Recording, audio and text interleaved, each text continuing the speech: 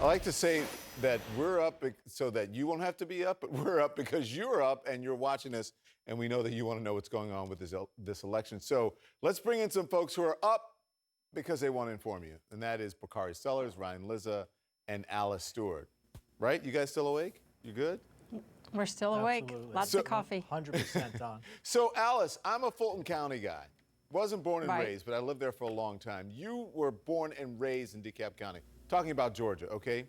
So I'm sure you've been talking to Republicans there. What are they saying to you? The numbers are certainly closing in, and it's a long shot, but it's a slight possibility that Vice President Joe Biden could pull this off because the numbers of Democratic voters in Fulton County and DeKalb County are so large. And it's interesting, if you look at the state map of Georgia, it is mostly red, except where you look at Atlanta, Savannah, Macon, and Albany, the bigger cities across the state, and those are typically more Democrat. And the key here is that, the president won Georgia by 6 points back in 2016, and right now it is less than 1 percentage point that he has the lead. And I think it's also important to note all eyes are on this presidential race, and it's key to keep an eye on that. We are counting all the ballots. The Secretary of State has assured voters every legal vote will be counted, and it will be added to the total. And that is important to reassure voters that they are following the process and they're encouraging people to be patient. But I also do. Are your friends nervous? Are the Republicans in Georgia and DeKalb County, where you're from, born and raised, are they nervous or are they optimistic? I will be honest with you, Don. The Republicans I'm talking to in DeKalb County and Fulton County, they're nervous and they're concerned, not just so much the presidential. That is important because that could certainly help Joe Biden get to the 270. They're also concerned about that Senate race. And Boris outlined it very well earlier in the hour, talking about the 2 Senate races. We already have one that is going to go to a runoff in January. We have the Republican didn't get the 50% threshold. We now have Senator David Perdue potentially could not stay at the 50% threshold. He would also go into a runoff with Jon Ossoff in January. That would lead to potentially 2 Republican-held Senate seats in Georgia. Both of them could potentially go Democrat. Yeah. And I will tell you what, they're concerned about the president, but the Senate as well. Yeah, and so Reverend Ralph Warnock is in one of those races. Ryan, I got to ask you, and we got to move it along because there may be getting some more vote totals coming in here. Well, there's a major election headline here, and that is Democrats did not bring it for the House and the Senate, as Alice was just talking about, the Senate races. But you say even Biden, if Biden can pull this off, that he's screwed. Why do you say that?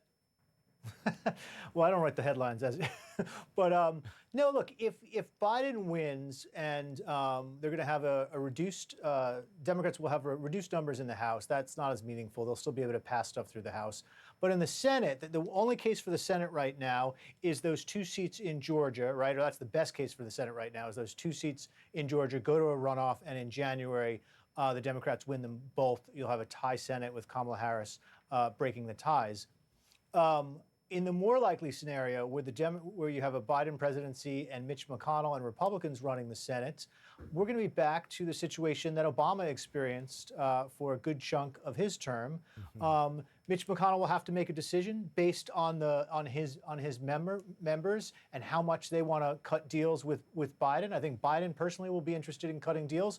A lot of liberal Democrats will not be, and you're going to have half a dozen Republican senators running for president in 2024 under that scenario, and they're going to have no incentive to give Joe Biden any victories. And I hate to be, grim. I know you're going to have deadlock in Washington under that scenario. Bakari, you remember it.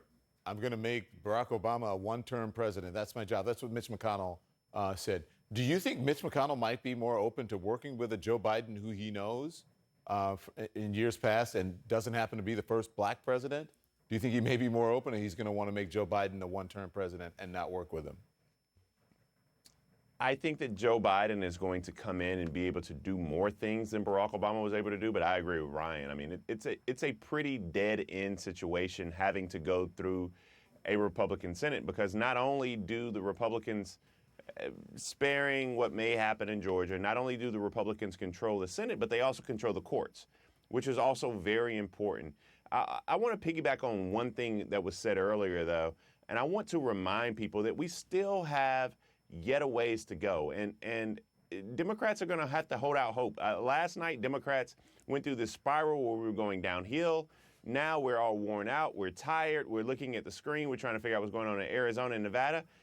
But Democrats still can actually win the Senate. It's tough, but we will get the golden ticket, which is the White House. All right, Bakari. Bakari, you're glass half full, and you're right. It's so hard. It just started hitting me. It's so hard to keep a train of thought when we have been It's up for 4 o'clock in the hours. morning. I'm trying.